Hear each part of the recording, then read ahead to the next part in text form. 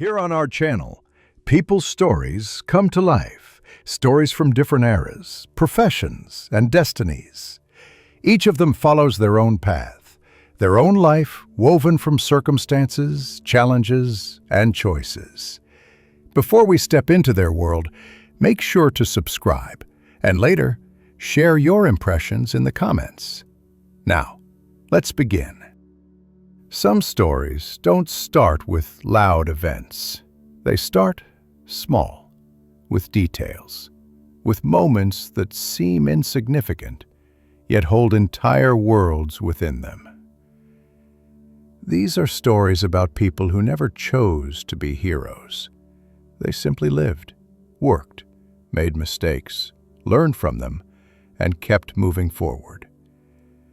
The lives of such people unfold like a slowly blooming flower, each petal revealing itself in its own time, each layer hiding new secrets, new pains, new joys.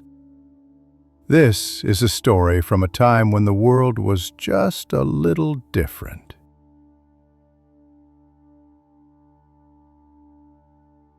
The boy learned early that paper held power. Not the kind that came from land or money or a name spoken with deference in the tavern, but something quieter. A letter could carry news of death or inheritance. It could summon a son home or send a daughter away. It could ruin a reputation or mend a broken bond.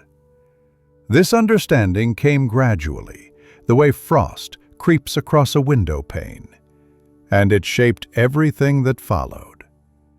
His father bent barrel staves in the cooperage behind their small house, and the smell of shaved oak mixed with his mother's cooking each evening.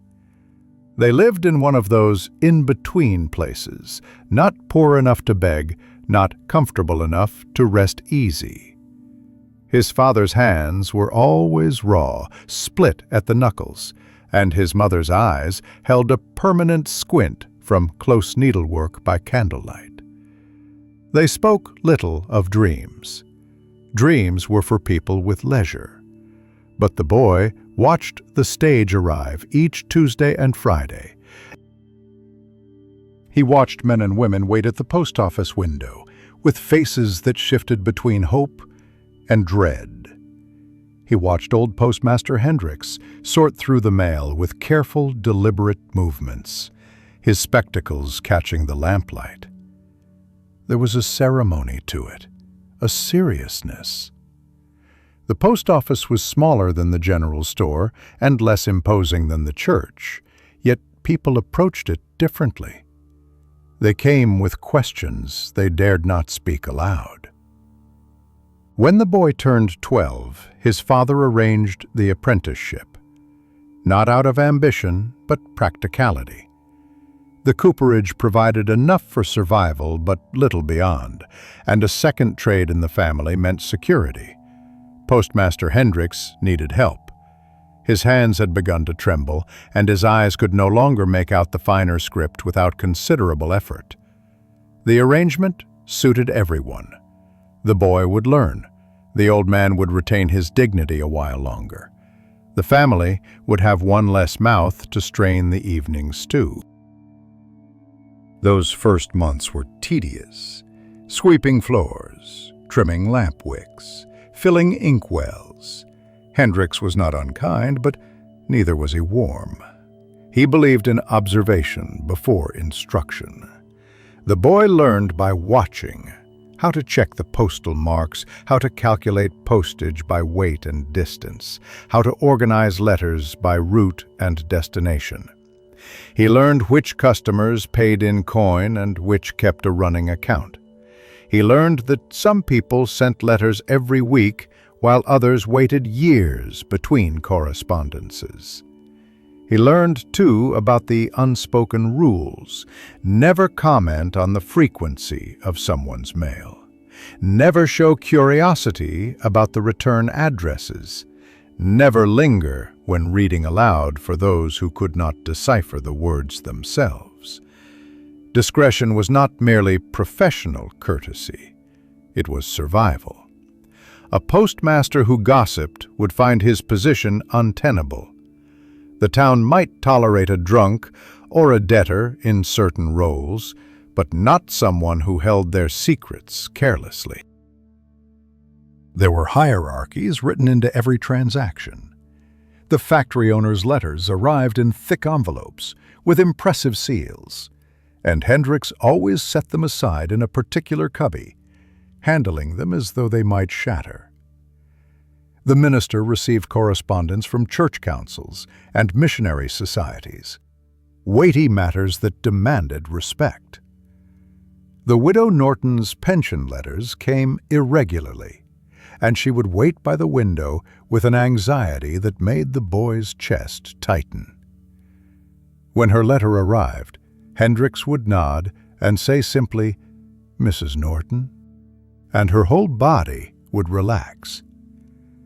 The boy began to see the town differently, not as a collection of houses and shops, but as a web of invisible threads connecting people to distant places. The tanner's daughter wrote to her sister in Boston. The blacksmith received agricultural catalogs from New York. The school teacher corresponded with a former colleague in Hartford about pedagogical theories the boy did not understand. Each letter was a small window into lives larger than the town itself. The world beyond their valley became real to him through these paper fragments. One autumn afternoon, a letter arrived addressed to the tanner in a woman's careful hand. The return address was Boston, the daughter's city. Hendricks set it aside as usual, but later that evening, after the office had closed, the boy noticed it still sitting in the cubby. The tanner had not come. The next day passed the same way. On the third day, the boy asked whether they should deliver it. Hendricks looked at him over his spectacles. "We are not messengers," he said. "We are custodians. The mail waits. We do not chase." But something in the old man's expression troubled the boy, a sadness, perhaps, or recognition of something inevitable. On the fourth day, the tanner's son arrived and asked for any mail. The boy retrieved the letter. The son's face went pale when he saw the handwriting. He did not open it there. He simply tucked it inside his coat and left. The boy learned later that the daughter had died of fever. The letter had been written weeks before when she still had strength to hold a pen. It contained instructions for her few belongings and a lock of her infant son's hair. The tanner never spoke of it, but his gait changed. He walked as though carrying something heavier than leather. The boy understood then what Hendricks had meant. They were not merely sorting paper. They were handling grief and joy and fear in tangible form. The weight of it settled on him differently after that. He became more careful, more aware of the pulse of anxiety in someone's voice when they asked, "Anything for me today?" Years passed in this rhythm. The boy grew taller, his voice deepened, his hands became sure. Hendricks taught him to read the subtleties, how to spot a forgery, how to handle damaged mail, how to keep accounts that would satisfy any audit. He learned which selectmen scrutinized the books and which merely nodded approval. He learned that the position carried a peculiar kind of authority. A postmaster was appointed, not elected, answerable to federal regulations rather than town politics. This created a small margin of independence, but also isolation. Hendricks grew frailer. His trembling hands made sealing wax dangerous. His hearing faded until customers had to repeat themselves. But his mind remained sharp, and he insisted on maintaining his duties until the very week he took to his bed.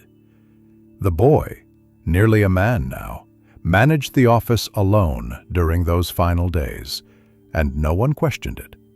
He had become part of the institution itself. When Hendricks died, The funeral was well attended, but not emotional. He had been respected rather than loved. The minister spoke of faithful service and quiet dignity. The boy stood at the back and felt something shift inside himself. The apprenticeship had ended, but what came next remained uncertain. The selectman would appoint a new postmaster, perhaps someone older, someone with connections, someone whose family name carried weight.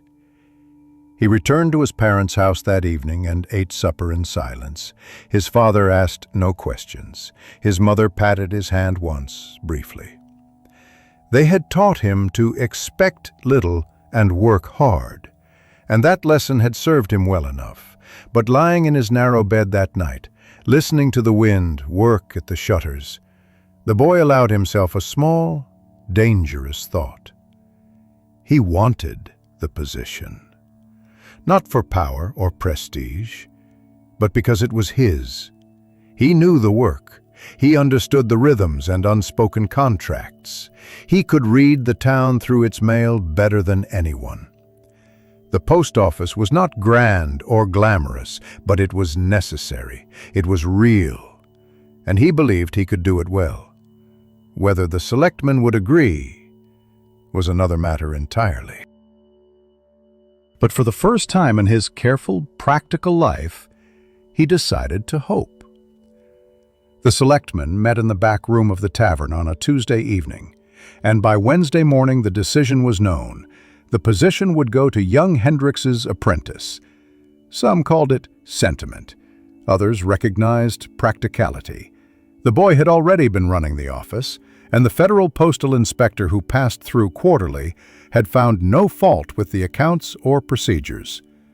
Besides, no one else particularly wanted the job. The appointment came with a modest salary and the understood expectation of absolute reliability. The new postmaster accepted both without complaint. He was 19 years old and owned 2 changes of clothing, a decent pair of boots, and an increasing awareness that his life had just acquired a shape it would likely keep. The work itself felt familiar, almost comforting. The stage arrived on schedule. The mail was sorted by destination and held for collection. Accounts were tallied and recorded, but now the responsibility sat differently. Every decision was his alone. When Mrs. Chen came seeking her son's letter from California and grew agitated at its absence, he could not defer to someone wiser. When the bank needed confirmation of a money order's authenticity, he signed his own name to the verification. The town's correspondence flowed through his hands, and he became the fixed point around which that flow organized itself. He learned quickly which customers would linger to chat and which preferred swift, anonymous transactions. The factory owner's clerk collected the business mail with barely a word. The minister always inquired about his health with genuine interest. The widow Norton still came for her pension letters, and he made certain to greet her warmly to ease the anxiety that never quite left her eyes. These small courtesies cost nothing and meant everything. His parents viewed his appointment with quiet satisfaction. His father's cooperage continued its steady work, and now the family could speak of their son's position with a certain restrained pride. Not boastfulness, that would be unseemly, but acknowledgement that the boy had secured something stable, something respectable. When the postmaster turned 23, the merchant Caldwell approached him after Sunday services. Caldwell had a daughter. Sensible girl, good with figures. Not particularly given to fancy or frivolity. The conversation was brief and practical, more negotiation than romance. The postmaster understood what was being offered, a partnership that would cement his standing, connect him to one of the town's established trading families, and provide the domestic stability expected of a man in his position. He courted her for 6 months because propriety demanded it. Her name was Catherine, and she possessed a quiet competence he found reassuring rather than exciting. She managed her father's household accounts with precision. She had opinions about the cost of flour and the reliability of different fabric vendors. She did not read poetry or express longing for distant cities. When he proposed, she accepted with a nod that suggested she had been expecting the question and had already calculated its advantages. Their wedding was modest. The marriage itself unfolded with the same practical efficiency that had characterized the courtship. Catherine ran their household with systematic care. She bore him 2 children in quick succession, a daughter, then a son, and recovered from each birth with minimal fuss. She never complained about the modest size of their rooms above the post office, or the irregular hours his work demanded. But neither did she express particular warmth or curiosity about his days. They existed in parallel rather than together, 2 people sharing space and responsibilities without much wonder. The postmaster did not expect more. He had been raised to understand marriage as an institution of mutual support rather than passion. Catherine was reliable. She managed money well. She kept the children clean and fed. When he came upstairs after closing the office, supper was ready and the house was ordered. It was enough. Or at least, he told himself it was enough. His real companion during those years was a traveling salesman named Whitaker, who passed through town every 6 weeks with cases of patent medicines, household tools, and whatever small goods he thought might sell. Whitaker was a decade older, worn by constant movement, but possessed of an amused intelligence that made even mundane observations interesting. He would collect his forwarded mail, purchase whatever stamps he needed, and then linger by the counter sharing news from other towns. "They are building a new rail line through the Western Valley," Whitaker might say. "Whole town is either ecstatic or furious, depending on which side of the tracks their property sits." Or, "Met a fellow in Litchfield who claims he has invented a mechanical wheat thresher that does the work of 6 men. Probably nonsense, but he believes it with such conviction you almost want to invest." These conversations became something the postmaster anticipated. Whitaker brought the world beyond the post office into focus. He confirmed that other places struggled with the same tensions between tradition and change, between those who held power and those who labored. He made the postmaster feel less isolated in his small domain. The daily rhythm of the office acquired its own poetry. The sound of the stage approaching, the thud of mail bags being tossed down, the scratch of pen on ledger, the shuffle of feet as customers queued, the whispered conversations between people who thought he was not listening, but whom he could not help overhearing. The post office became a kind of theater, where the town's hidden dramas played out in fragments. He noticed patterns. The lawyer's wife received letters from Boston with suspicious regularity, always in the same masculine hand. The tanner's son, now running his father's business, never wrote to anyone but received catalogs from leather suppliers across New England. Young Thomas Webb sent letters to an address in New York every month, sealed with more care than simple friendship would require. The postmaster absorbed these details without judgment, filing them away in his mind's careful catalog. Sometimes the burden of knowing grew heavy. When he handed Mrs. Norton her pension letter and saw relief flood her features, he understood that her survival balanced on the reliability of his work.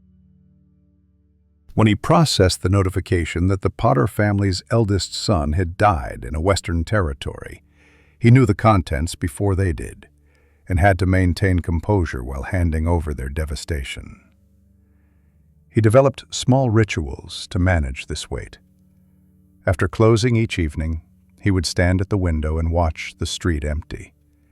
He would think about all the words that had passed through his hands that day, mundane grocery orders and passionate declarations, legal notices and family gossip. He would remind himself that he was merely the custodian, not the author. The stories belonged to other people. He was just the keeper of their passage. One afternoon, the widow Norton arrived distraught. Her pension letter had not come in 3 months. The government office had changed procedures, and somehow her name had been lost in the transition. She could not afford another month without payment. The postmaster spent an hour drafting a carefully worded inquiry to the Pension Bureau, using his official capacity to add weight to her case. He paid the postage from his own pocket and told her it was part of the service. 6 weeks later, her payment arrived along with the missing month's stipend. She wept in the post office, and he felt embarrassed by her gratitude. He had simply written a letter, used his position to advocate for someone powerless. It had cost him almost nothing, and meant everything to her. The disparity troubled him in ways he could not quite articulate. That evening, Catherine asked why he seemed distracted.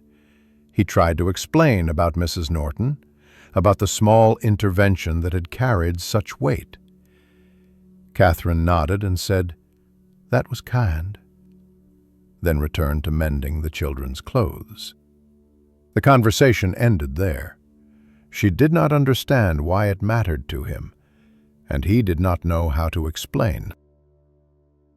So he kept it to himself. Another thing, filed away in the private catalog of his thoughts. The years accumulated quietly. His daughter learned to read, and showed an unsettling talent for noticing things, whose letters arrived when, which customers seemed anxious, what made her father's expression shift. His son was louder, more physical, content to play at soldiers and ignore the world of paper and words. The postmaster watched them both and wondered what they would become.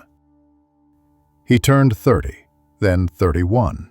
His hair began to show gray at the temples. His eyes required more light for close work. The town changed around him in small increments. A new shop here, a family departed there, the factory expanding its operations. But the post office remained constant. The stage still arrived, the mail still flowed, and he still stood at the center of it, watching other people's stories unfold, while his own life moved forward with methodical, unremarkable precision. Until the morning, a letter went missing, and everything shifted. The inquiry came on a Thursday. A man named Samuel Griffith, foreman at the textile factory, stopped by the post office with an expression caught between confusion and anger. He had sent a letter to Hartford 3 weeks prior. "Important letter," he said, "time sensitive." The recipient claimed it never arrived. The postmaster checked his records. The letter had been properly posted, postage paid, route verified, everything in order. Sometimes mail went astray, weather delays, misrouted bags, honest mistakes. He explained this calmly. These things happened. Griffith nodded, but did not look satisfied. He left, and the postmaster returned to his sorting with only mild concern. 2 weeks later, Griffith came again. He had sent another letter. This one had also failed to reach Hartford. Same recipient, same result. Now, his confusion had hardened into something else, suspicion, perhaps, or fear. The postmaster examined his ledgers more carefully. Both letters properly recorded, both marked for the Hartford route. Both should have arrived. He reassured Griffith with more confidence than he felt. Postal irregularities sometimes clustered inexplicably. He would make inquiries, write to the Hartford Postmaster, trace the route. Griffith thanked him, but the man's jaw remained tight, his shoulders rigid with tension. The postmaster watched him walk back toward the factory and felt the first whisper of unease. The third letter disappeared a month later. This time Griffith arrived with barely controlled fury. 3 letters, same destination, same mysterious failure, and the recipient, an editor at a reform-minded newspaper, was growing suspicious of Griffith's reliability. Perhaps he was not sending the letters at all. Perhaps he was fabricating excuses. The postmaster understood then that something deliberate was happening. 3 letters to the same recipient vanishing in sequence was not coincidence. Someone was intercepting Griffith's correspondence. But who? And why? And more troubling, how? The mail passed through his hands alone. He sorted it. He prepared the route bags. He watched the stage driver load them. Unless someone was tampering with the mail after it left his office, the interference had to be happening here, in this room, under his watch. The realization made his stomach clench. His office, his responsibility, his reputation. If mail was being stolen, he would be the first suspect. The federal government took postal crimes seriously. People had been prosecuted, imprisoned, ruined for less. And yet he knew with absolute certainty that he had not touched those letters beyond his proper duties. He began his own investigation quietly. He asked Griffith careful questions. What were the letters about? Why Hartford? Why that particular newspaper? Griffith hesitated, clearly weighing trust against necessity. Finally, he explained. The letters contained information about conditions at the factory, unsafe machinery, excessive hours, workers injured with no compensation, children laboring in dangerous positions. Griffith had documented everything, names and dates and specific incidents. He was sending his reports to an editor known for publishing exposés about industrial abuses. The postmaster absorbed this information with growing dread. Griffith was trying to expose the factory owner, a man named Cyrus Pemberton. Pemberton was not merely wealthy, he was influential. He sat on the board of selectmen. He held mortgages on half the properties in town. He was exactly the kind of man who could make a postal employee's life very difficult. "You understand the risk," the postmaster said quietly. "I understand what happens if I stay silent," Griffith replied. "I have watched good men mangled by machines that should have been replaced years ago. I have seen children lose fingers. I have attended funerals. Someone needs to speak." The postmaster did not argue. He simply nodded. But after Griffith left, he sat alone in the dimming office and tried to calculate the dimensions of the problem he now faced.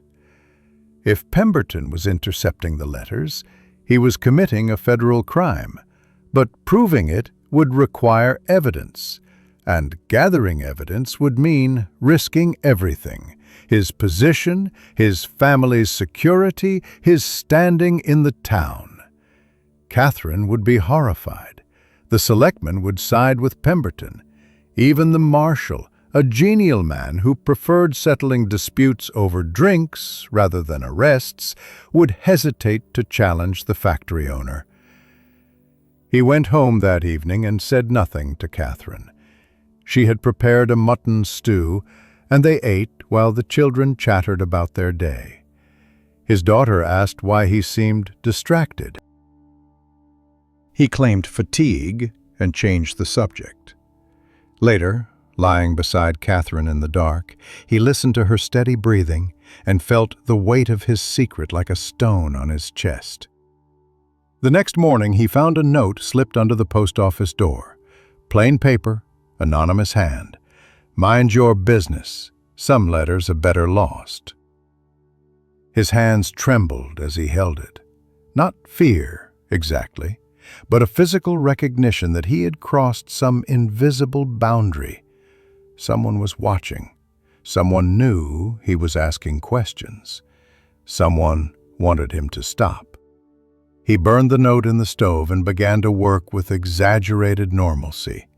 He greeted customers with his usual courtesy. He processed transactions with meticulous care.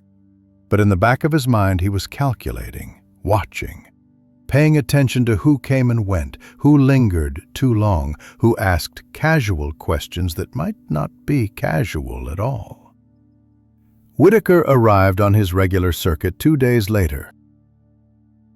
The postmaster collected his forwarded mail, and then, after the office emptied, asked quietly whether Whitaker knew anything about the Hartford newspaper editor. Whitaker raised an eyebrow, but did not press for reasons. He knew some things, he said. The editor was legitimate, published stories about labor conditions, political corruption, industrial safety, made enemies, but had protection from certain reform-minded legislators, not someone to dismiss lightly. "Why do you ask?" Whitaker said. The postmaster hesitated, then decided trust was necessary.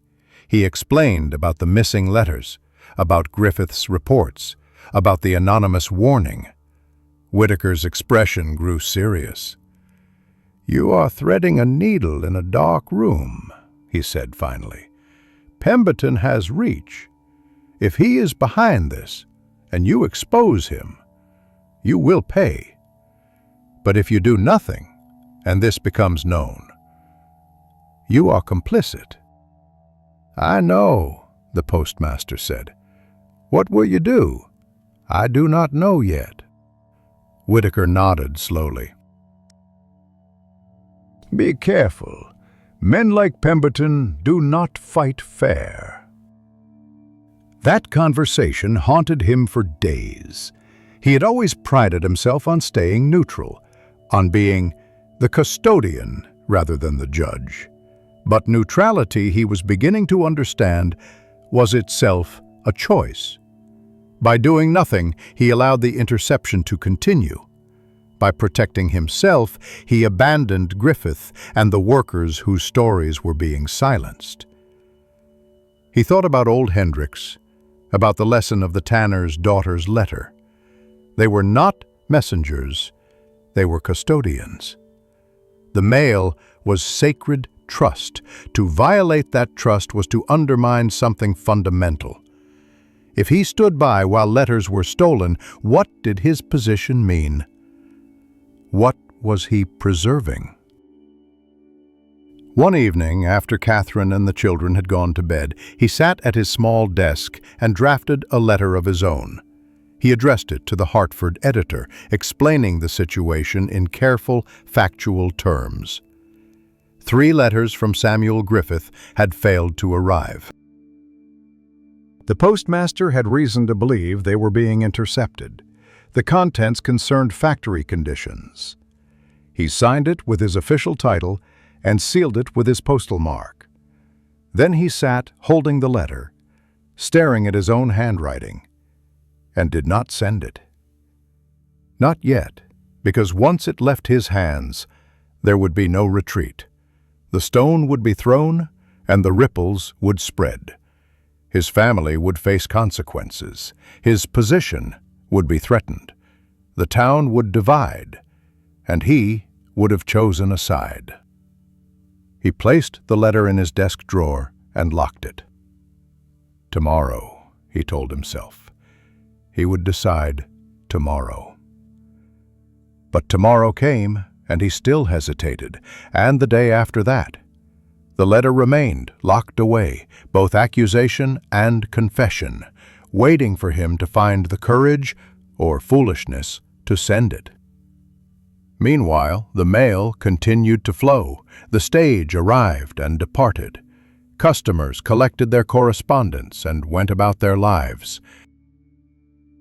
And somewhere in the town, someone was watching the post office, waiting to see what the postmaster would do. The postmaster began keeping a private ledger. Nothing elaborate, just a slim notebook hidden beneath the false bottom of his account drawer. In it, he recorded every letter addressed to Hartford that passed through his hands. Date sent, sender, recipient. Any correspondence that vanished, he marked with a small star. The stars accumulated faster than he had anticipated. Not all disappeared, that would have been too obvious. But certain letters, always those relating to labor disputes, factory conditions, or reform movements, had a troubling tendency to go astray. A worker's widow writing to a lawyer about her husband's death. A minister's letter to a charitable organization about child labor. A shopkeeper's complaint to a legislative committee about unfair business practices. All gone. All vanished, somewhere between his office and their destinations. The pattern was clear and damning. Someone was systematically suppressing information that might threaten the established order. And that someone had access to the mail before it left town, which meant the interference was happening here, in his post office, or very close to it. He examined his routines with new suspicion. He sorted the mail alone each morning after the stage arrived. He prepared the outgoing bags in the afternoon. But there were moments when he stepped away to help a customer, to retrieve something from the storage room, to use the privy out back. Brief windows when someone could slip inside, when letters could be taken. He tested this theory by never leaving the office unattended. For 3 days he remained constantly present, even skipping his midday meal. Catherine complained about his late return those evenings, but he offered no explanation. During those 3 days, no letters disappeared. Griffith sent another report to Hartford, and this time it arrived. The editors sent confirmation. So the theft required his absence, which meant the thief was someone who knew his schedule, someone who watched the office, someone who had a key, or knew how to work the lock, or simply waited for those inevitable moments when he stepped away. The realization did nothing to narrow the possibilities. Half the town could have observed his habits. The marshal, the selectman, Pemberton's clerk, even his own assistant, a young man named Porter, who helped with the heavy mail bags and covered the office when the postmaster had official business elsewhere. Porter. The thought made him uncomfortable. The young man had worked for him for nearly 2 years, reliable, if not particularly bright, quick to defer to authority, always nervous around the selectmen. The postmaster had never questioned his trustworthiness, but now he reconsidered every interaction with fresh eyes. He began watching Porter more carefully. The way the young man's hands shook slightly when Pemberton's clerk came to collect the factory mail. The way he avoided eye contact when certain topics arose. The way he sometimes arrived at the office earlier than necessary and seemed surprised to find the postmaster already there. But watching was not knowing, and the postmaster needed certainty before making accusations. So he devised a small test. He prepared a letter addressed to the Hartford editor, marked it with a nearly invisible ink stain on the seal, and left it prominently on the sorting table. Then he announced he needed to step out for an errand, and left Porter alone in the office for a quarter hour. When he returned, the letter was gone, not placed with the outgoing mail, simply gone. His stomach turned over. He asked Porter casually whether any mail had been collected. Porter said no, looking everywhere except at the postmaster's face. The young man was lying, and doing it badly. That evening, the postmaster walked to Griffith's small house near the factory district. The foreman's wife answered, looking worn and worried. Griffith was not home yet, still working late hours. She invited him in with obvious reluctance. The house was cramped and cold. 2 children sat at the table, practicing letters on slate. A third, younger child slept in a basket near the stove. The postmaster explained about the pattern, about the missing letters, about Porter. Griffith's wife listened with her arms crossed tightly, as though holding herself together by force. When he finished, she was quiet for a long moment. "My husband believes truth will protect him," she said finally. "That if enough people know what happens in that factory, something will change. But I have lived here all my life. I know how this town works. The people with power protect each other. The rest of us just survive." "I understand," the postmaster said. "Do you?" Her voice was not unkind, just tired. "You have a position, a reputation. You can walk away from this. We cannot. Samuel has already made himself a target. If he loses his position at the factory, we lose everything. And if you expose whoever is stealing those letters, do you think they will forget? Do you think there will be no consequences?" He had no answer. She was right, of course. Every choice carried weight, and the weight would not fall on him alone. Griffith's family would suffer. Porter, if he was involved, might face prosecution. The town would fracture into factions. And for what? The small satisfaction of upholding a principle most people did not care about?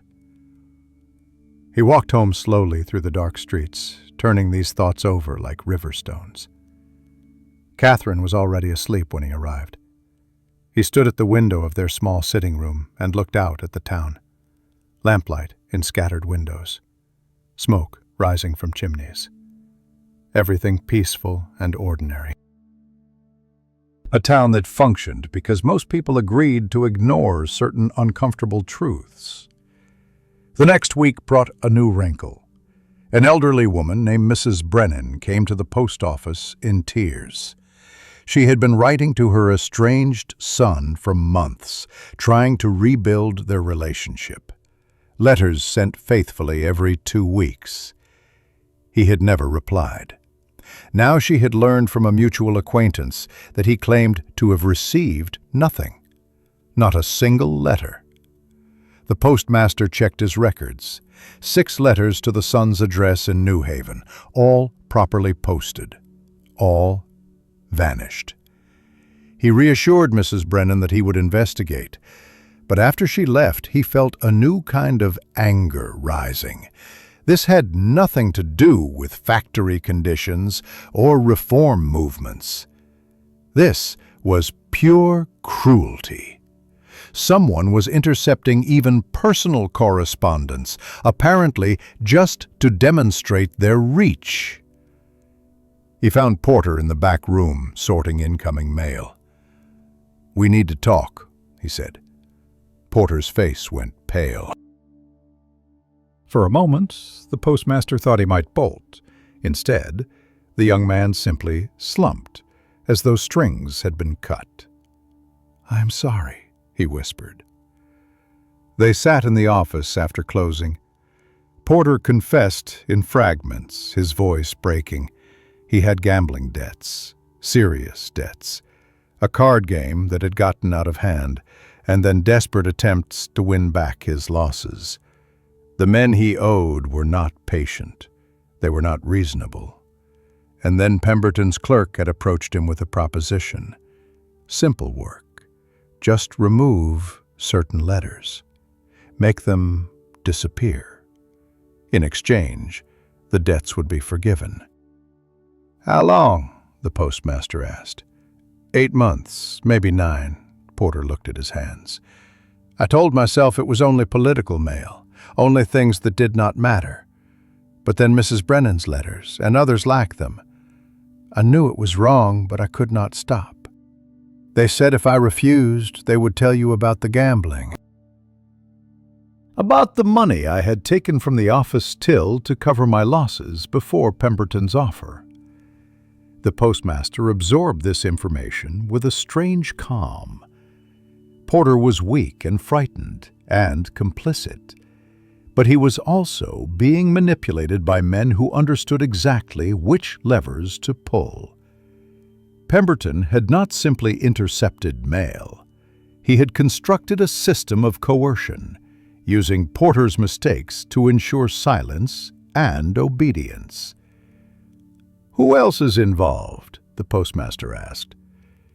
Porter named the clerk, one of the selectmen who had business dealings with Pemberton, possibly the marshal, though Porter was not certain. A small network, each member protecting the others, each with something to gain or lose.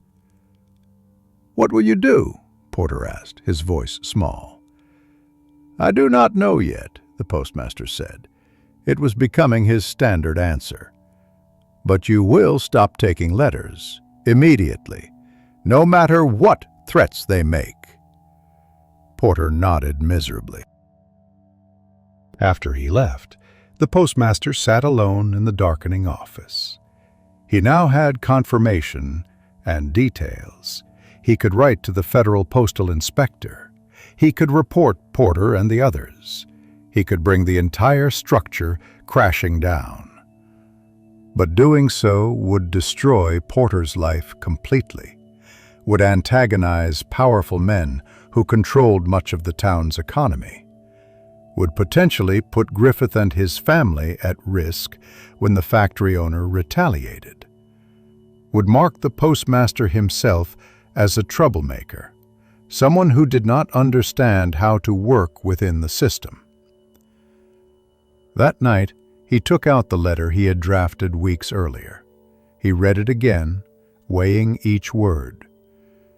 Then he wrote a second letter, this one more detailed, including everything Porter had confessed. He sealed both and placed them in the locked drawer with his private ledger. Evidence. Documentation. A record of what he knew and when he knew it. Not action. Not yet. But preparation. Because he was beginning to understand that simply knowing the truth was not enough. He needed to decide what truth was worth, what he was willing to risk, and whether his small position as keeper of other people's words carried any obligation beyond self-preservation. The answer, he suspected, would not come easily, but it would come. And when it did, there would be no retreat. Porter lasted 3 weeks before the pressure broke him.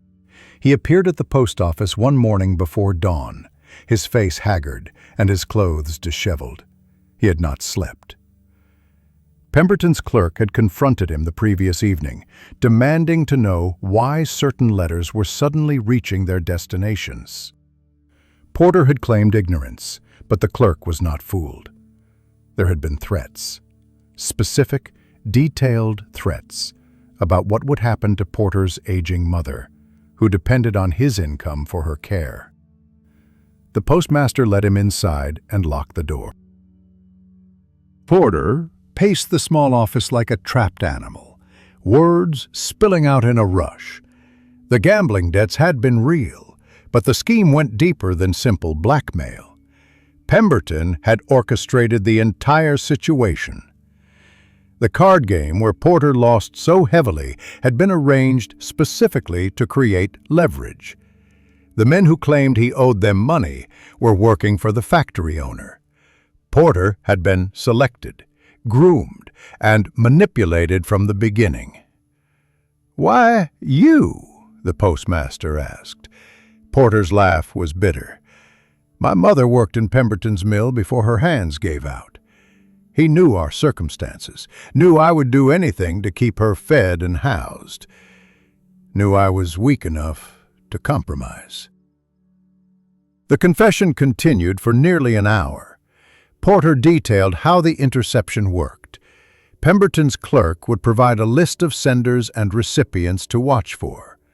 Porter would remove those letters during his shifts and leave them in a hollow beneath a loose floorboard in the storage room. The clerk would retrieve them later, using a duplicate key. The system was simple and efficient, designed to avoid direct contact between Porter and his handlers. But the scheme had expanded.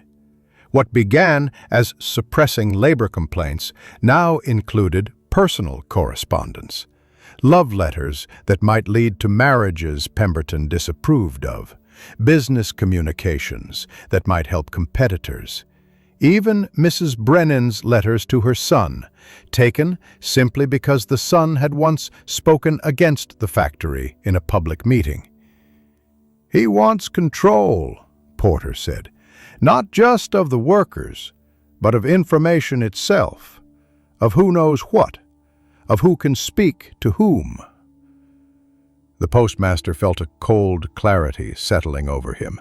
This was not merely corruption. It was a systematic assault on the very principle his office represented. The mail was supposed to be inviolable, a protected channel of communication that even governments hesitated to interfere with. Pemberton had turned it into a tool of control, and Porter had been the instrument. "What do you want from me?" the postmaster asked. "I do not know. Help? Advice? Absolution?" Porter's voice cracked. "I cannot continue. But if I stop, my mother suffers. If I confess, I face prosecution. If I do nothing, I am complicit in something monstrous." The postmaster understood the paralysis. He had been living in it for weeks. But Porter's confession changed the equation. Now there was a witness, documentation, proof beyond his own suspicions and private ledger. The question was no longer whether he knew enough to act, but whether he had the courage to use what he knew. Before he could respond, someone hammered on the office door. Both men froze. The hammering came again, insistent and loud. The postmaster unlocked the door to find Griffith standing there, his face bloodied and his arm hanging at an awkward angle. "Let me in," Griffith gasped. "Quickly!" They pulled him inside. Catherine appeared at the top of the stairs in her nightdress, alarmed by the noise. The postmaster sent her to fetch the doctor, and then helped Griffith into a chair. The foreman's breathing was labored, his eyes unfocused with pain. His left arm was clearly broken. "What happened?" the postmaster asked. "Accident at the factory, or so it will be called." Griffith's voice was steady, despite his injuries. "A machine misfired. A pulley broke loose. Very unfortunate. Very coincidental that it happened just after I told the floor manager I was documenting safety violations again." Porter made a small sound of distress. Griffith looked at him, recognition flickering across his face. "The assistant. You are the one who has been taking the letters." Porter nodded miserably. "I am sorry. I was afraid." "We are all afraid," Griffith said. "But some of us cannot afford to let fear win." The doctor arrived and set Griffith's arm, while the three men maintained careful silence.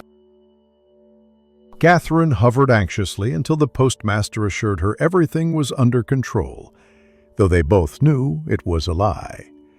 After the doctor left, Griffith explained what had happened in more detail. The factory owner was escalating. The missing letters had slowed his exposure, but word was spreading anyway. Workers talked. Families shared stories. Griffith's documentation was becoming common knowledge, even without the newspaper's involvement. So Pemberton had decided on a more direct approach. Accidents could be arranged, examples could be made, fear could be cultivated, until silence seemed preferable to truth. "He is counting on our cowardice," Griffith said, "on the fact that most people will choose safety over justice." And he is probably right. The postmaster looked at Porter, who sat with his head in his hands, and then at Griffith, who met his gaze with something like challenge. Two men trapped by different forms of powerlessness. Two men waiting for someone else to make the hard choice.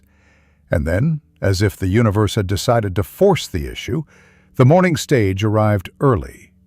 The postmaster opened the door to receive the mailbags and found among the incoming correspondence a thick envelope addressed to Pemberton. The return address was a bank in Hartford. The seal was official and impressive, and through the paper, thin enough to reveal shadows of its contents, he could see what appeared to be financial documents. He signed for the mail and brought it inside. The envelope sat on his sorting table like an accusation. If he opened it, he would be committing a federal crime. If he delivered it unopened, he might miss crucial information. If he did nothing, the moment would pass and opportunity would slip away. Porter and Griffith watched him in silence. Outside, the town was beginning to wake. Soon, customers would arrive. The day would proceed with its familiar rhythms. But in this moment, in this quiet office with its smell of paper and ink, a decision was forming. The postmaster picked up the envelope and held it to the light. The documents inside appeared to be loan agreements, bank statements, financial records of some kind. He could not read the details through the paper, but he could see enough to know they were significant, official, the kind of documents people kept private for good reason. He thought about old Hendricks, about the lesson of discretion and the sacred trust of the mail. He thought about Catherine upstairs, about his children, about the modest security he had built through years of careful neutrality. He thought about Mrs. Brennan's tears and Porter's fear and Griffith's broken arm. Then he thought about what Pemberton had done to the institution he served, the violation, the corruption, the systematic abuse of the very thing the postmaster had dedicated his life to protecting. He set the envelope down carefully. "I need to think," he said. But they all knew thinking was finished. The choice had already been made, written in the accumulation of small compromises and mounting evidence, and the simple, unavoidable recognition that neutrality was no longer possible. Griffith stood, cradling his broken arm. "When you are ready to act, find me. I will help however I can." Porter looked up with red-rimmed eyes. "And I will testify to all of it, whatever the cost." After they left, the postmaster sat alone with the envelope. He did not open it, not yet. But he placed it in his locked drawer alongside the letters he had drafted, the private ledger, and all the careful documentation of wrongs committed and truths suppressed. Evidence was no longer enough. Documentation would not solve the problem. At some point, someone had to take the risk of using what they knew, of turning knowledge into action, of accepting that the cost of justice might be higher than the price of silence. That someone, he understood with weary certainty, would have to be him. It began with a copy, not the whole of it, just a single page, carefully reproduced in his own hand, line for line, seal for seal, as though imitation might grant him safety. The bank document from Pemberton's letter lay open before him. He had broken the seal after hours, using the smallest blade from his trimming knife, and uncurled the envelope's lip with practiced care. On the surface, it was routine business, accounts, loans, payments due. But beneath the tidy ink and polite phrasing, he recognized numbers that did not align. Funds drawn repeatedly from the same government project, signatures overlapping, a pattern of transactions that hinted at fraud. He copied only what mattered and resealed the envelope with new wax tinted to match the original. Then he sent it out with the dawn mail, hand steady despite the noise in his chest. If anyone examined the envelope, it would appear untouched. No breach, no disturbance. As the stage rattled away down the road toward Hartford, he told himself there was nothing more to do but wait. Days passed. Then word came quietly through Whitaker, who had returned on his circuit earlier than expected. The Hartford editor had received a curious letter, a vague report of corruption and missing correspondence. Soon after, another envelope arrived from a different route, containing neatly transcribed banking details implicating Cyrus Pemberton in financial misconduct. Whitaker had carried that letter himself, trusting only the mail coach captain to deliver it. "You're playing a dangerous game," Whitaker said, "the kind that doesn't end with applause." "I am finished playing," the postmaster replied, though his voice betrayed no conviction. He had crossed the line between observer and participant, between custodian and conspirator. In doing so, he felt both terror and release. For years, he had existed in cautious half-silence, tending to others' secrets but never his own. Now, for the first time, he had become part of the story that passed through his hands. The town continued its small routines as though nothing had changed. Letters came and went. Catherine mended clothes and balanced accounts. The children studied by lamplight. But a new unease seeped into the air. The selectmen spoke in lowered voices outside the meeting hall. Pemberton was seen at the tavern late into the night, whispering with associates. Rumors spread faster than letters ever could. The balance of fear was shifting. One afternoon, Catherine found the postmaster sitting at his desk long after closing hours. He had been staring at the flame of the oil lamp so long his eyes watered. She laid a hand on his shoulder and asked softly whether he was ill. "No," he said at last, "not ill. Just waiting." "For what?" He almost smiled. "For something to break." She did not press further. That was her way, accepting silence as part of a man's nature. Yet in the days that followed, she moved through their rooms with a quiet alertness, as if anticipating that the peace they lived within might splinter at any moment. Then the investigators came. 2 men from Hartford arrived without warning, carrying their authority in the crisp folds of their coats and the deliberate calm of their speech. They introduced themselves not by name, but by station, state inspectors attached to a special inquiry. Their task, they explained, was to review claims regarding fraudulent activity and postal interference. They asked for privacy, and the postmaster led them into his small back office. There, with slow, measured words, he told them everything he could without endangering the innocent. He gave them the ledger, the copied letter, the account of the missing correspondence, and the statement Porter had written before vanishing from town 3 nights earlier. He did not mention how he had acquired Pemberton's document, or that he had broken a federal seal. Some truths, he understood, were best revealed in fragments. The inspectors listened without expression, asked precise questions, and took his testimony in meticulous notes.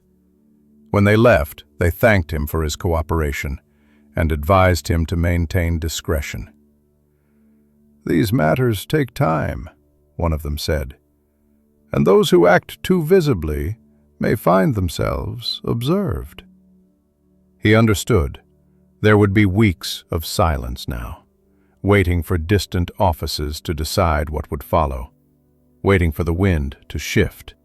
It was not courage he felt, only fatigue, the deep exhaustion of a man who has made a single, irrevocable choice and now must bear its weight. In the meantime, the rhythms of his small life resumed their performance. He still sorted letters by hand each morning, still lifted his hat to customers, still recorded charges in the ledger with neat script.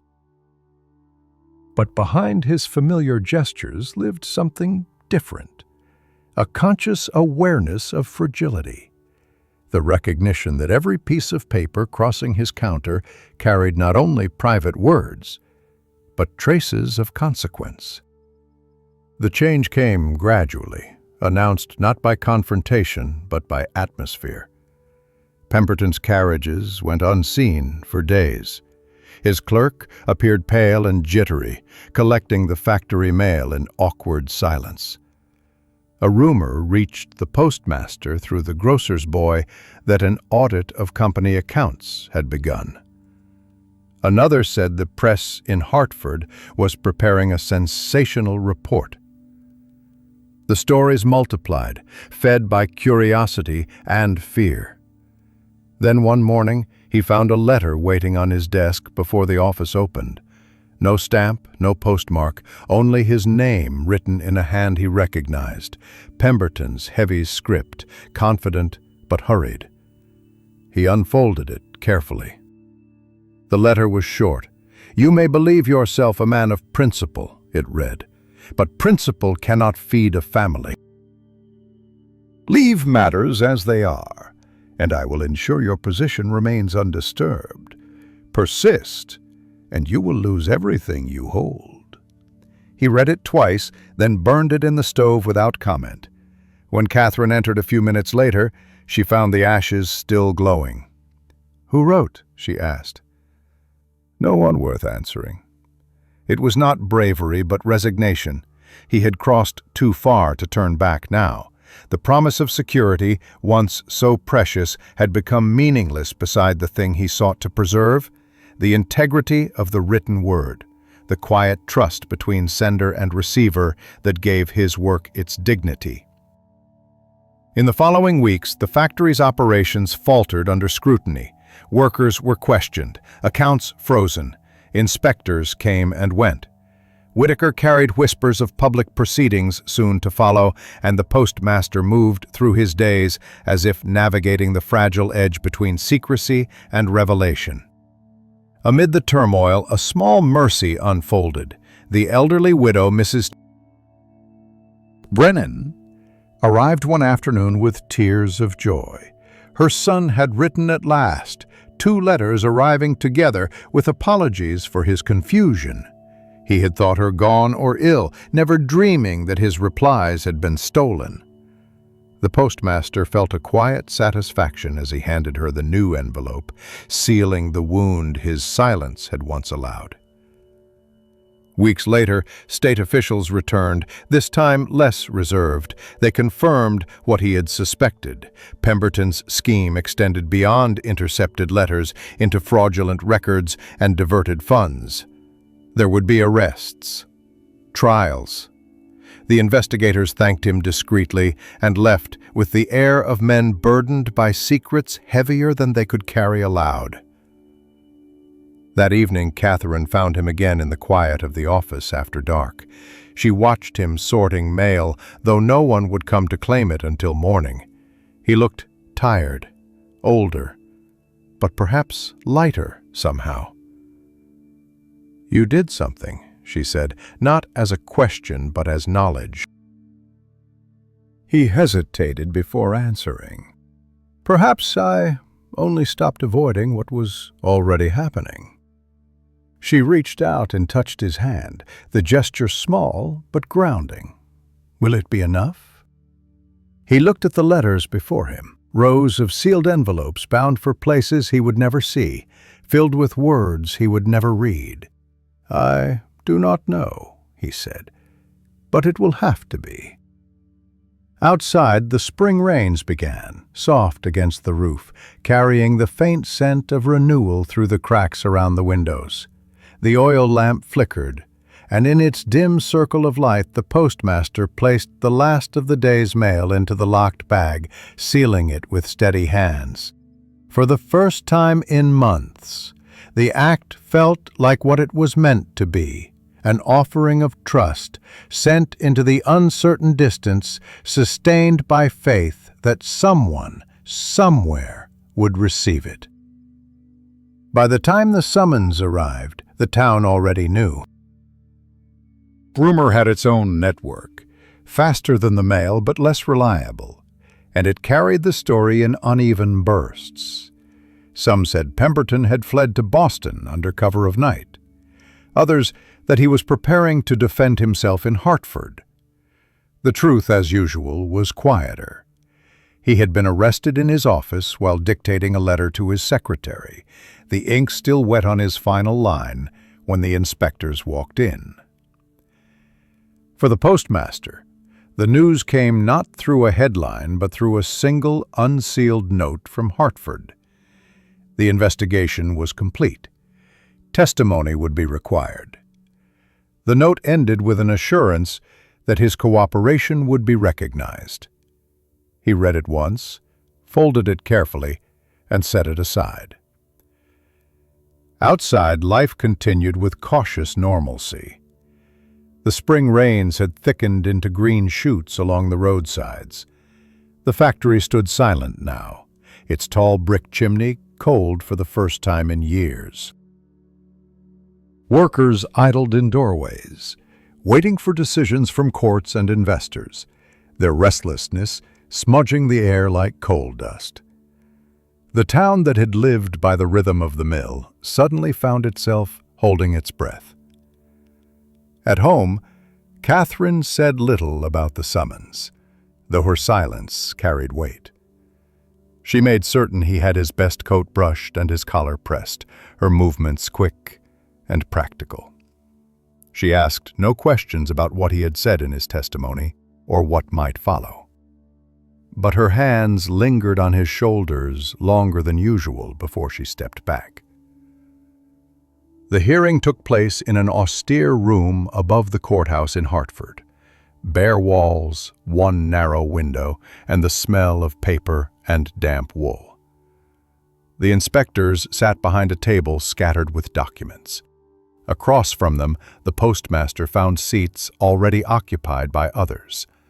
The trembling factory clerk, 2 former selectmen, one of the town's bankers. All men tied in some way to Pemberton's dealings, all avoiding each other's eyes. When called, he spoke plainly, offering what he had kept for months, the ledger, the records, the testimony of his assistant. He described how letters had disappeared, how messages had been diverted, how silence had been purchased through fear. There were no theatrics, only the slow weight of detail layered upon detail until the picture stood complete. One of the inspectors asked why he had not acted sooner. The question landed harder than intended. "Because I was a coward," he said after a pause. "And because I believed that silence might keep my family safe. It was a foolish hope." No one contradicted him. The clerk wept during his own account. When Griffith took the stand, his broken arm still bound in a stiff sling, he spoke with weary defiance about the accidents, the threats, the quiet bargains that kept men bound to the factory floor. He did not look at the postmaster, but when he left the room, he paused at the doorway and gave a brief nod, enough to acknowledge shared understanding.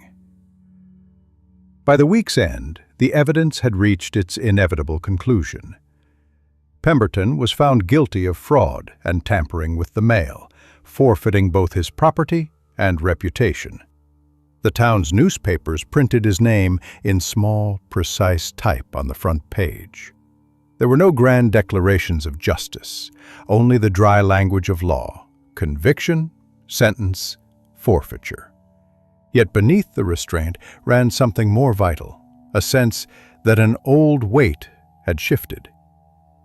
When the postmaster returned home, the townspeople regarded him with curiosity rather than celebration. Some offered handshakes, others turned away. For years, Pemberton's fortunes had sustained the town, and his downfall carried an aftertaste of betrayal. To some, the postmaster had done what was right. To others, he had endangered their livelihoods. He bore their mixed judgment quietly. His work resumed as before, though now each letter passing through his hands seemed heavier, its seal more sacred.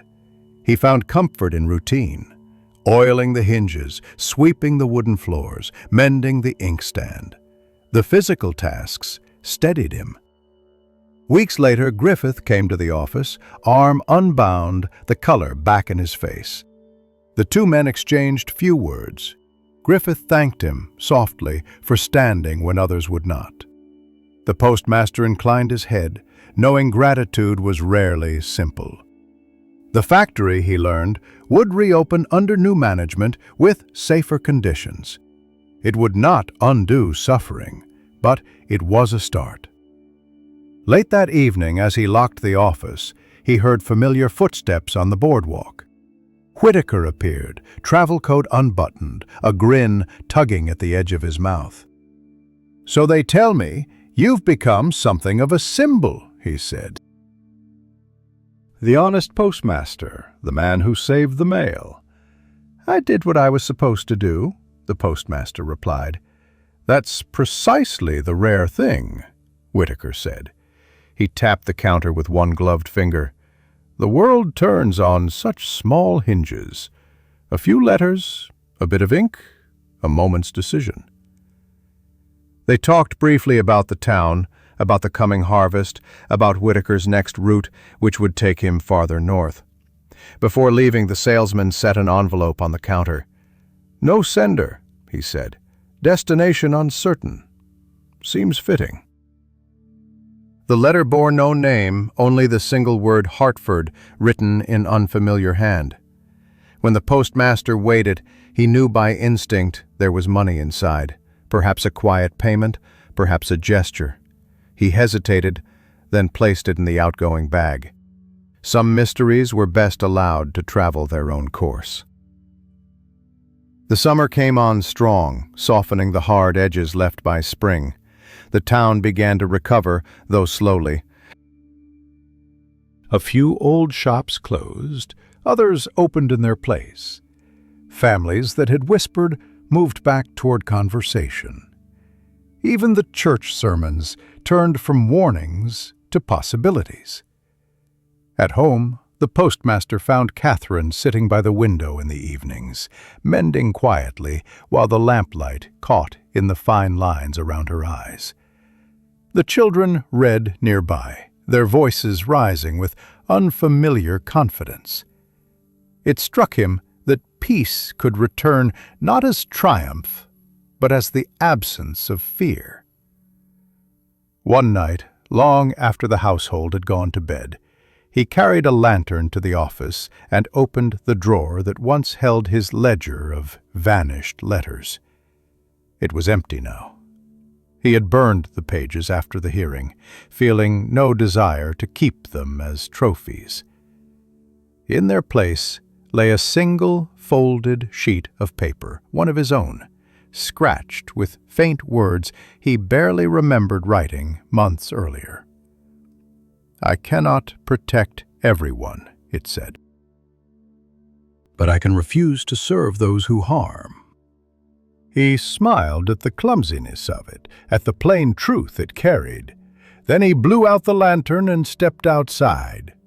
The night was bright with stars. Somewhere beyond the valley, The rail line was being laid, connecting towns that once seemed impossibly distant. He imagined letters gliding along that track, messages moving freely between hands, unbroken, unbound. In the stillness, he let himself think of the future, not his own, but theirs. His children, the workers, even the town itself, awkward and imperfect, stumbling toward something better. Change seldom announced itself with grand gestures, he thought. It arrived in the mail, in quiet words folded neatly, sealed against the noise of the world. When he finally returned home, the lamps inside were dark, the air warm and still. Catherine stirred as he entered, asking without opening her eyes if everything was in order. "Yes," he whispered. "Everything is in order." He lay awake for a long time, listening to the faint creak of the house and the distant murmur of rain starting again over the fields.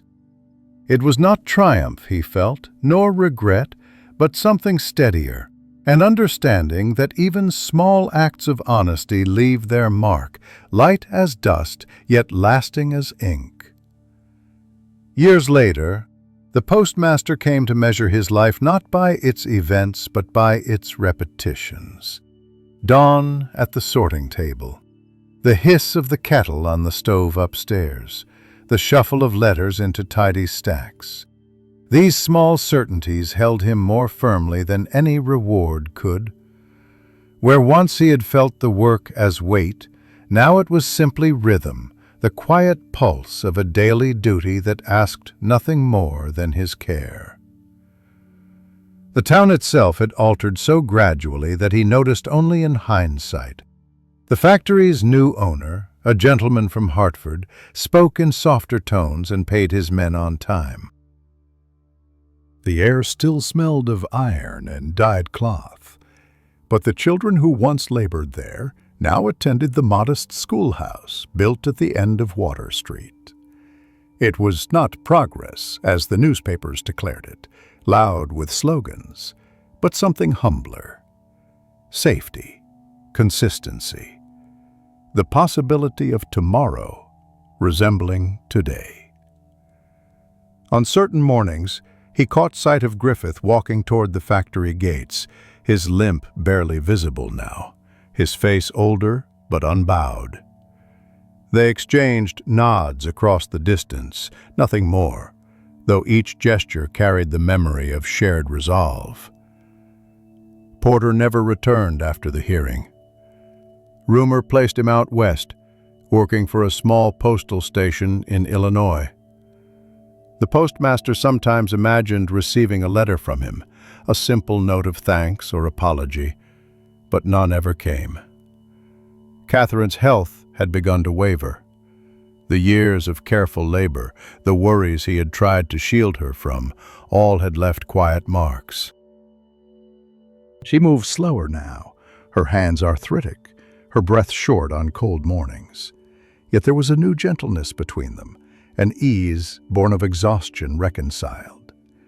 They had lived through the same long ordeal, if from opposite sides of silence, and now shared the stillness that comes after storms. Their daughter had married a teacher from Hartford and sent word of her first child, a boy with a strong appetite and a habit of tearing paper into small pieces. The postmaster smiled when he read that. Their son had joined a shipping company and wrote, infrequently, but always enclosed descriptions of faraway harbors, Charleston, Savannah, New Orleans. The handwriting grew firmer with each letter, a man's hand gradually replacing the uncertain strokes of youth. When reading his children's words, the postmaster sometimes marveled at the sheer improbability of distance overcome. The post office had changed too. New rates, new stamps, even new locks on the wooden boxes that lined the wall. The traveling salesman Whitaker had retired to a small farm north of town. Sometimes he still sent a letter, recounting what he missed, the constant motion, the changing taverns, the company of those who lived by the road. Still, one of his letters said, it is good to plant something that stays. On an afternoon in late autumn, the postmaster stood in the doorway and watched a boy from the schoolhouse deliver outgoing mail. The boy was perhaps 12, the same age he himself had been when he first swept Hendrix's floor and learned to sort the mail. The boy's hands shook slightly as he arranged the letters, terrified of dropping them. The postmaster guided him gently, explaining the method: slot by destination, larger envelopes at the bottom, keep the seals clean. The boy nodded earnestly, repeating each instruction as though committing a spell. When the boy left, the postmaster sat for a while at the counter, his thoughts drifting. The room was smaller than he remembered, the ceiling lower. The air smelled faintly of cedar and dusted ink. In the corner hung Hendrix's old scale, still functional after decades of use. He had once thought of replacing it, but something about its soft creak felt necessary, like a voice from another time reminding him of beginnings. With winter came a deeper quiet. The snow muffled street sounds, and the river froze smooth. He worked by lamplight, marking ledgers in tidy columns, often aware of how still the town had become after dusk. At such times he found himself speaking softly to no one in particular, narrating the day in half-formed words, a habit of those who spend their lives in the company of paper rather than people. One evening, a letter arrived, bearing no return address. The handwriting was unfamiliar, but careful, its ink slightly faded. Inside was a plain note. Once, long ago, you carried a message that should have been lost. Because of that, men lived, and others found their voices. You never knew me, but I was among them. Thank you. There was no signature. Only a small pressed violet enclosed within the fold. He held it for a long moment before placing it in the drawer with a handful of other letters he could never throw away.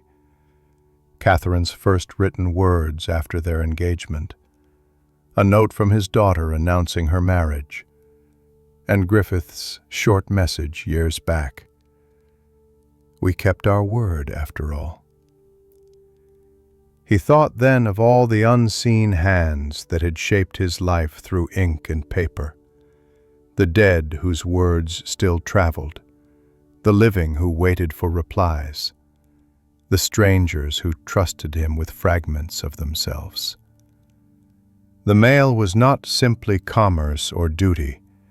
It was the quiet architecture of connection, built one envelope at a time. On his last working day, it came without announcement. He woke before dawn, the air brittle with frost. He walked to the post office slowly, savoring each familiar sight: the pale light behind the butcher's shop, the smell of coal from the smithy, the creak of the boardwalk beneath his boots. Inside, he lit the lamp and opened the window shutters. The first thin beam of sunlight struck the counter, scattering across the brass scales, the ink pots, the ledgers filled with years of careful handwriting. He sorted the morning mail out of habit. 2 envelopes to New Haven, 1 to Hartford, a parcel for the minister. His hands moved with the same certainty they always had, though now each gesture felt like farewell. When the task was finished, he rested both palms on the table and simply stood in the silence he himself had created. Catherine arrived at noon to walk him home. She wore a shawl he had mended years earlier, now frayed again at the edges. Together they locked the office door. She slipped her arm through his, and for the first time in many months he allowed himself to feel the ease of ordinary happiness. the untroubled kind that asks nothing of the world but time to notice it. In the following weeks, he spent long hours by the window of their living room, watching carriages come and go from the post road. The new postmaster, a young woman sent by the state, seemed competent and cheerful. He sometimes saw her exchanging greetings with townsfolk and smiled at the thought that trust still moved through the same wooden door. Spring returned early that year.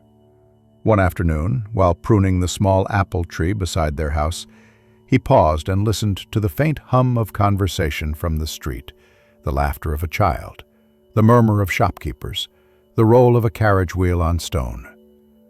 The town's noise filled him with a sense of belonging deeper than pride, a recognition that his life had been stitched into its fabric quietly but durably. That night, he took out one of his old ledgers and opened it to the first blank page. The habit was unbreakable. He had always needed a record. In a slow, deliberate hand, he wrote, "Letters remain, even when voices fade. Each one is a hand extended through time, a fragment of faith in another's existence. The task is not to read them all, but to carry them honestly." He closed the book and set it aside. Outside, the air smelled of damp earth and the promise of rain. He thought of the boy at the post office, of his children in faraway places, of countless letters still traveling through the dark, bearing stories from one life to another. Then he turned down the lamp and let the darkness gather, peaceful and whole. The years behind him seemed neither victory nor defeat, but continuity, the simple comfort of having done the work well and left something unbroken for those who would come after.